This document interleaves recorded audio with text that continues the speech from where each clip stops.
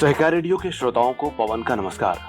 साथियों, खरी खरी की इस कड़ी में आप सुनेंगे एक बार फिर पत्रकार, लेखक और कवि विष्णु नागर जी का एक और ताजा तरीन व्यंग लेख, आस्था का महायज्ञ।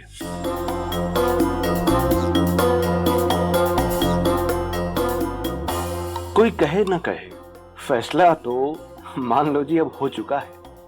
अब कोई कुछ भी कहे, फैसला कभी भी आए, उससे खास फर्क नहीं पड़ता। तब तक संविधान और कानून की कोई दुहाई देना चाहे तो जी भर कर दे ले। थोड़े दिन, कुछ महीने, साल, 2 साल खुश हो ले। मगर अब किसी के दुखी सुखी होने से अंतर नहीं पड़ने वाला। ज्ञानवापी मस्जिद में वजू करने की जगह बने एक कुंड में जब हिंदू पक्ष ने कह दिया है कि वहां शिवलिंग है, तो फिर शिवलिंग है।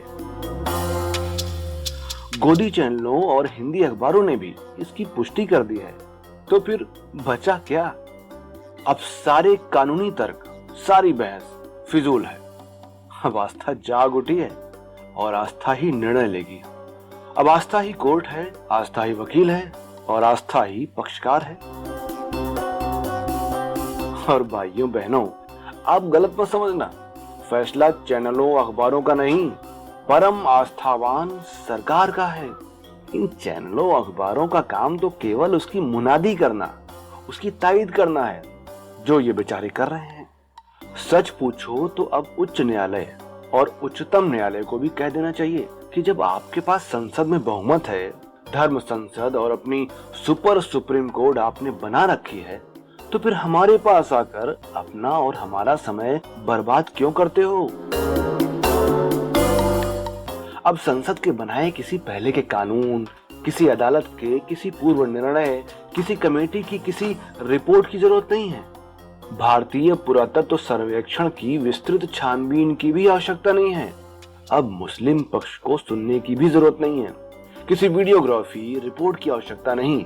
फैसला हो चुका, अब कार्यान्वयन बाकी है। वैसे अभी खास जल्दी भी नहीं है। 2024 के आम चुनाव अभी 2 साल दूर हैं। तब तक ये आग जलती रहेगी, मुद्दा धीमी आंच पर पकता रहेगा।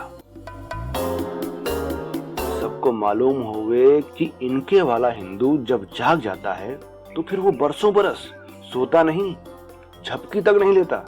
वो पिछले 8 साल से जागरणरत है। जागा हुआ ये वाला हिंदू बाकी सबको सुला देता है, फिर वो कोई हो। इतना ही नहीं, उसकी दयालुता देखो। वो गर्मी में सबको रजाई के अंदर सुलाता है और ठंड में सबकी रजाई खींच लेता है। फिर हर मस्जिद के नीचे मंदिर निकलना शुरू हो जाता है। मस्जिद तो मस्जिद, ताजमहल के नीचे भी मूर्तियां प्रकट होना चाहने लगती हैं। ताजमहल तेजो महल बन जाता है। बुद्ध पूर्णिमा के दिन ज्ञानवापी में शिव जी प्रकट होकर सनातन परंपरा का संदेश देने लगते हैं। वो दिन भी आएगा जब कानून और संविधान की बात करने वालों के आवासों के नीचे भी मंदिर प्रकट होने लगेंगे। जब संघ भाजपा अपने वाले हिंदुत्व को जगा देती है, तो वो फिर किसी स्थिति से नहीं डरती। बस इस बार ये तय होना बाकी है कि रथ यात्रा से आग लगाने का काम कौन करेगा। आज का आडवाणी कौन बनेगा? मोदी बनेंगे नहीं, वो प्रधानमंत्री हैं। एक बार डोर उन्होंने किसी को कुछ देर के लिए थमा दी, उसने पतंग उड़ाना शुरू कर दिया, तो फिर उससे छुड़ाना मुश्किल हो जाएगा। योगी भी आडवाणी नहीं बनेंगे, उनकी भी यही समस्या है। ये वाली डोर छूटी तो प्रधानमंत्री बनने का सपना भी हवा हो जाएगा। बचे अमित शाह, मगर उनके अलावा इस देश का गृह मंत्रालय कोई संभाल नहीं सकता।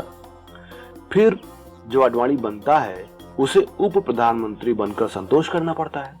बाजी कोई और मार ले जाता है। उसके बाद भी यह सिलसिला टूटता नहीं।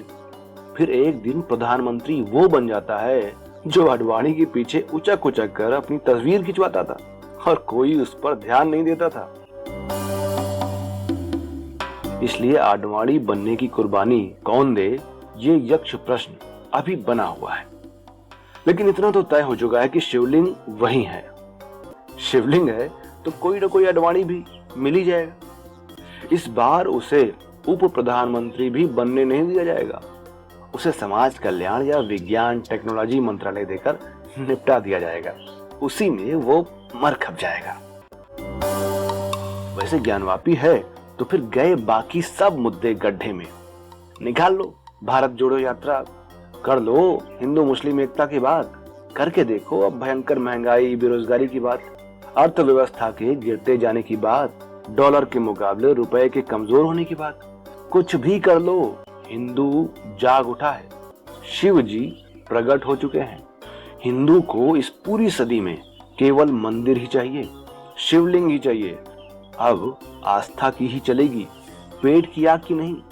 पेट तो भरता और खाली होता रहता है, मगर संघी आस्था हमेशा भूखी रहती है। वो आस्था के लिए कोई मस्जिद, कोई ताजमहल के नीचे मंदिर खोजती रहती है। अतः आस्था को इधर से उधर शिफ्ट करना होता है। अयोध्या से काशी, आगरा और मथुरा तक ले जाना पड़ता है ताकि उसकी कुछ भूख मिटे। आस्था का पथ कठिन है, उस पर चलने के लिए हर हिंदू को जागने की और बाकी सभी समस्याओं को सुलाने की जरूरत है। आस्था इसलिए जागती है, ये वाला हिंदू इसलिए जागता है कि मोदी को अपने इस पूरे जीवन को प्रधानमंत्री बनकर कृतार्थ करना है। अब इतिहासकार और पुरातत्वविद वही माने जाएंगे जो हिंदू आस्था की बात करेंगे।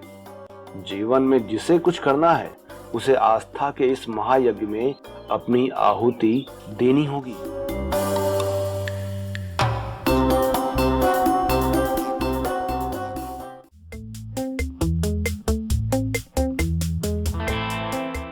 तो श्रोताओं, सहकार रेडियो पर अभी आप सुन रहे थे व्यंग श्रृंखला खरी खरी की अगली कड़ी। शीर्षक था आस्था का महायज्ञ। इसे लिखा था पत्रकार और लेखक विष्णु नागर जी ने। अगर आप हमारे व्हाट्सएप ग्रुप से जुड़कर हमारे कार्यक्रमों की ताज़ा अपडेट पाना चाहते हैं तो अपने अकाउंट से 9617226783 पर अपना नाम और शहर का नाम लिखकर भेजें। यूट्यूब पर जुड़ने के लिए हमारा चैनल सब्सक्राइब करें और फेसबुक पर जुड़ने के लिए हमारा पेज लाइक करें। और हाँ, सहकार रेडियो के संचालन में आर्थिक सहभागिता के लिए सदस्यता भी लें। सभी लिंक और विस्तृत जानकारी के लिए हमारी वेबसाइट सहकाररेडियो.com विजिट करें। तो ऐसे ही कुछ और राजनीतिक सामाजिक मुद्दों पर व्यंगों की बौछार लेकर हाजिर होंगे खरी खरी में। तब तक के लिए दीजिए इजाजत मुझे यानी पवन को। नमस्कार।